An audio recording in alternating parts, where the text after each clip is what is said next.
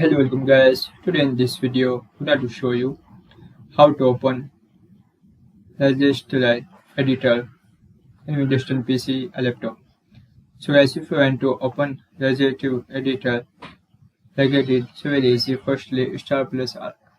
Firstly, click on start. Now type here registry.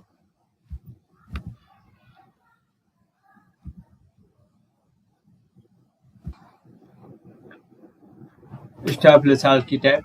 Star plus R key type. Type registry. R E J R E G E D I T. So click on OK. That is.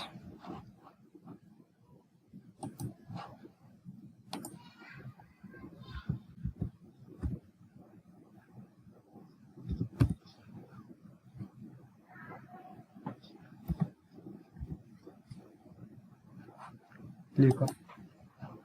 That is. So guys, this is very simple and easy method if you want to open the registry editor in English PC or laptop. That is. Thank you for watching this video. Please subscribe to my channel for latest update.